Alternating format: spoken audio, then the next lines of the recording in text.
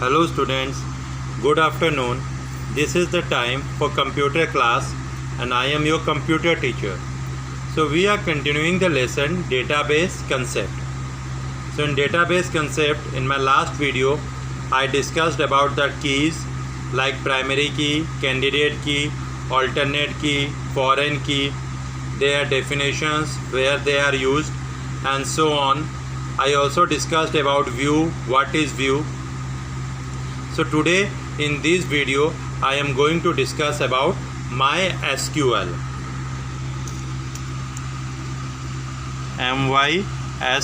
MySQL.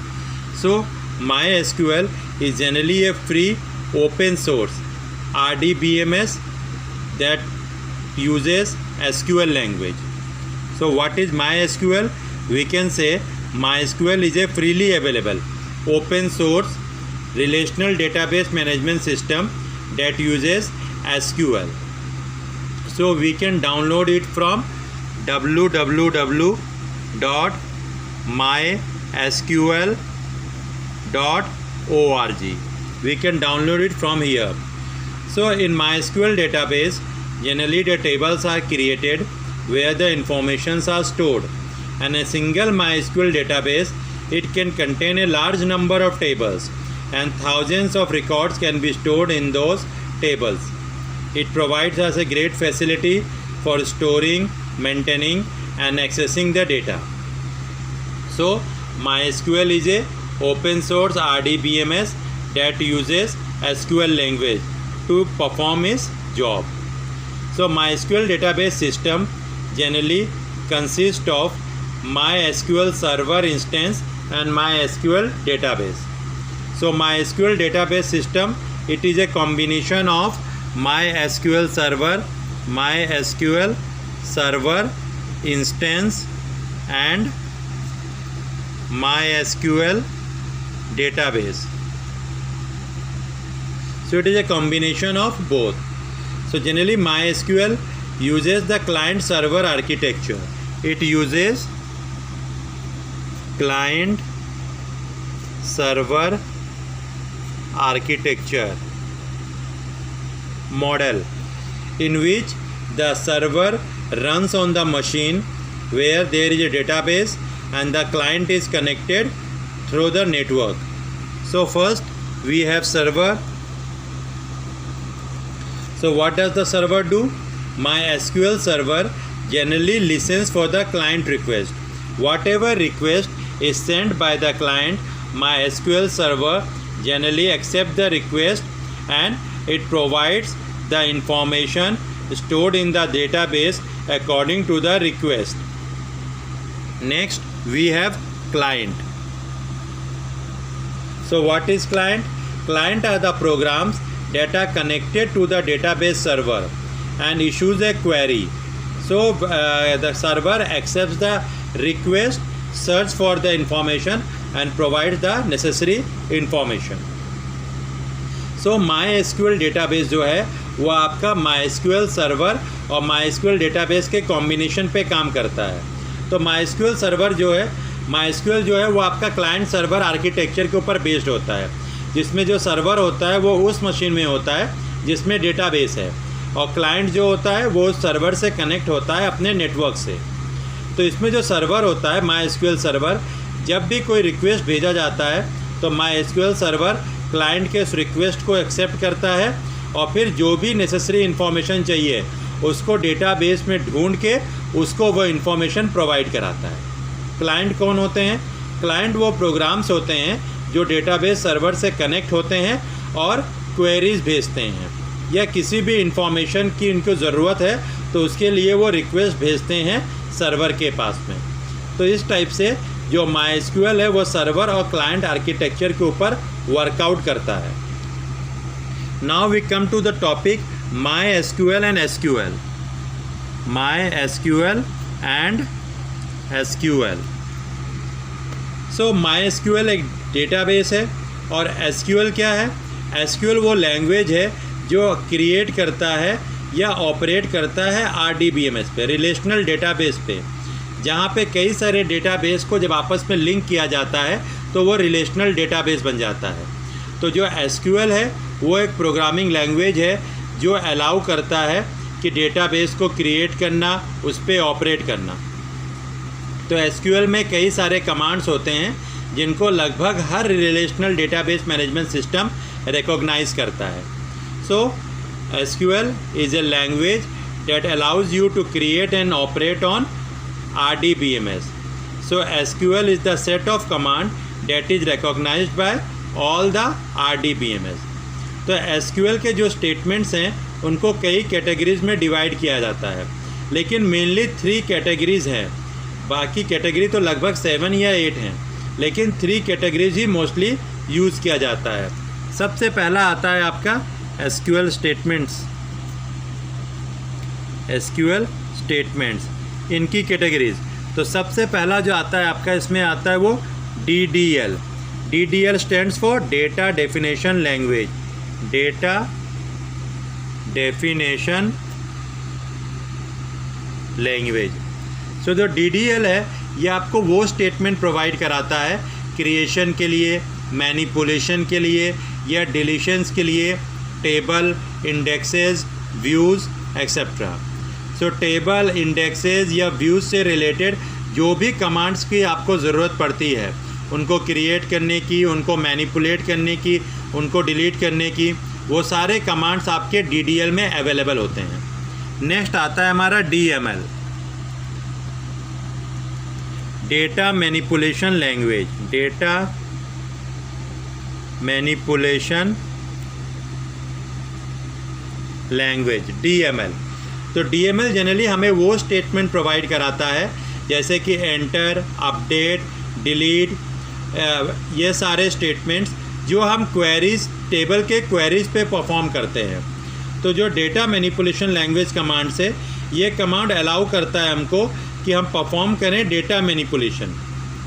जैसे आपको कोई भी डेटा इंसर्ट कराना है, कोई भी डेटा डिलीट कराना है, उस डेटा को मॉडिफाई कराना है, रिट्रीव कराना है, उन सब चीज़ डेटा से रिलेटेड जो आपके कमांड्स होते हैं वो सारे आपके DML में आते हैं, डेटा मैनिपुलेशन लैंग्वेज में।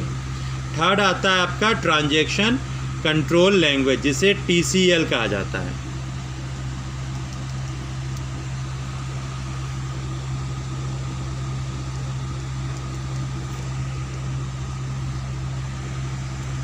Transaction control language.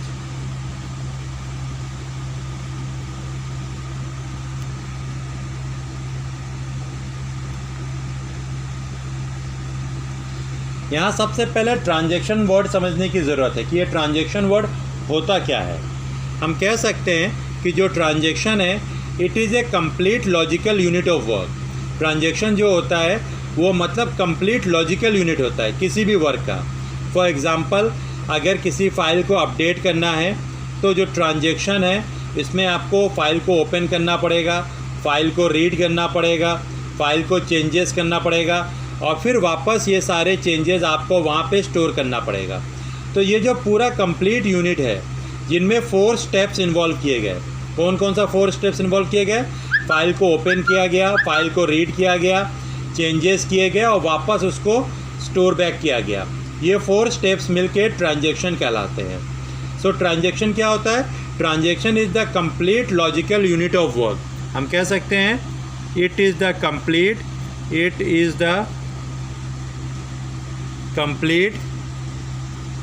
Logical unit of work. तो लॉजिकल यूनिट ऑफ वर्क में क्या क्या आता है? जैसे अगर आप कोई फ़ाइल खोलेंगे, आपको कोई फ़ाइल को अगर अपडेशन करना है, उस फाइल में कोई डेटास को आपको चेंज करना है, तो उसके लिए क्या करना पड़ेगा? सबसे पहला स्टेप है आपको फ़ाइल को ओपन कीजिए, दूसरा फाइल को रीड कीजिए, तीसरा फाइल में चेंजेस करिए और चौथा चेंजेस करने के बाद इसको वापस उसी जगह पे स्टोर कर दीजिए। तो ये 4 स्टेप्स मिलके ट्रांजैक्शन कहलाते हैं। तो जो ट्रांजैक्शन कंट्रोल लैंग्वेज होता है, ये जो मतलब इसमें टोटली ट्रांजैक्शन से रिलेटेड चीज़ों को मैनेज और कंट्रोल किया जाता है। जैसे डेटाबेस को चेंजेस करना या सेव पॉइंट्स क्रिएट करना या प्रॉपर्टीज़ को सेट करना, ये सारी चीज़ें आपके ट्रांजैक्शन कंट्रोल लैंग्वेज में आती हैं। तो इन सब से रिलेटेड जो भी कमांड्स होते हैं वो सारे के सारे आपके TCL में आ जाते हैं, ट्रांजैक्शन कंट्रोल लैंग्वेजेस में। तो इसमें जो भी data making changes to database permanent, या undoing changes to database permanent, या सेव पॉइंट क्रिएट करना, या उसकी प्रॉपर्टीज़ को सेट करना, ये सारे के सारी चीज़ें जो हैं ये आपके TCL कमांड्स में आते हैं। तो जनरली हम लोगों ने पढ़ा कि जो SQL स्टेटमेंट्स हैं उनको 3 कैटेगरी में डिवाइड किया गया है। ध्यान रखिएगा, एग्जामिनर कई बार आपसे वाइवा में पूछेगा in how many types that the SQL statement is divided. तो वहाँ आपको बताना पड़ता है it is divided into 3 types, first DDL, DML और TCL। तो वो आपसे ये पूछ सकता है कि DDL होता क्या है। तो DDL मतलब data definition language. These are the statements that are used to create the database, to manipulate the database, to delete the database except, to delete the tables etcetera. तो DDL जो भी होगा, ये जो भी DDL के commands है, ध्यान रखिएगा ये सारे आपके टेबल्स पे, इंडेक्सेस पे और व्यूज़ पे वर्कआउट करते हैं। DDL के जो भी आपके कमांड्स होंगे, व्हाट इज़ DDL अगर कोई पूछता है तो आपको बताना है the DDL is generally the statements that is provided for the creation, manipulation, deletion. किसके है, किसको क्रिएट करना है, किसको मैनिपुलेट करना है, किसको डिलीट करना है, टेबल्स को, इंडेक्सेस को और व्यूज़ को। टेबल्स हम लोग थोड़ा बहुत पढ़ ही चुके हैं, it is a combination of row and column. Views भी मैंने आपको बता चुका हूँ, it is a virtual table that combines the data from 2 tables. Indexes को हम लोग आगे पढ़ेंगे। तो जब टेबल्स, इंडेक्सेस या व्यूज़ से रिलेटेड कोई भी कमांड आपका होता है तो वो DDL में आता है। नेक्स्ट आता है आपका DML, data manipulation language. What is DML? These are the statements that are used to enter, update, delete और perform queries on this tables. Tables में जो भी रिकॉर्ड एंट्री हो गई है उन रिकॉर्ड्स को एंटर करना, अपडेट करना, डिलीट करना, क्वेरीज परफॉर्म करना, ये सारा आपका DML में आता है। और नेक्स्ट आता है आपका TCL, ट्रांजैक्शन कंट्रोल लैंग्वेज, जो अलाउ करता है कि आप ट्रांजैक्शन को मैनेज करें और कंट्रोल करें। उसके लिए जो जो कमांड्स आते हैं वो सारे आपके TCL कमांड्स के अंदर ही आते हैं। Now we come to the topic MySQL data types.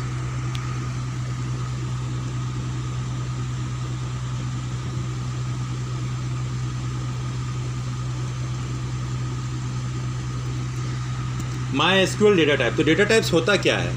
Data type generally हमें हेल्प करता है आइडेंटिफाई करने के लिए कि किस टाइप का डेटा हम लोग यूज़ कर रहे हैं और कौन सा एसोसिएटेड ऑपरेशन है उसके लिए।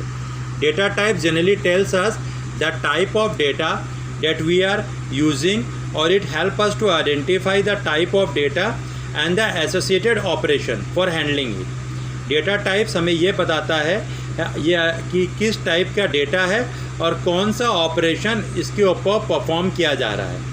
तो SQL में कई टाइप्स के डेटा टाइप्स होते हैं, जैसे char, varchar, int, float, double, decimal, date, date time, long etcetera.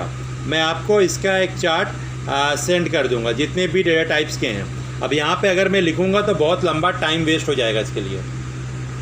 तो बस इतना ही समझिए कि जो डेटा टाइप क्या होता है। Data type help us to identify the type of data and the associated operation. Data type हमें बताता है कि किस टाइप की वैल्यू है। जैसे आपने लिखा 5, तो 5 किस टाइप की वैल्यू है? इंटीजर वैल्यू है। आपने लिखा 5.4 डेसिमल वैल्यू है। आपने लिखा जैसे 22 मार्च 2020, तो ये किस टाइप का वैल्यू है? डेट है। तो ये आपका डेटा टाइप होता है जो बताता है कि ये वैल्यू किस टाइप की है और कौन सा ऑपरेशन इस पर परफॉर्म किया जा सकता है। तो इसमें जितने भी डेटा टाइप्स हैं और इनके जो स्पेसिफिकेशन है वो मैं आपको सेंड कर दूंगा। Now the topic that we are going to discuss is char and वैर कैर। कैर एंड वैर कैर, ध्यान रखिए कैर और वैर कैर दोनों डेटा टाइप्स होते हैं।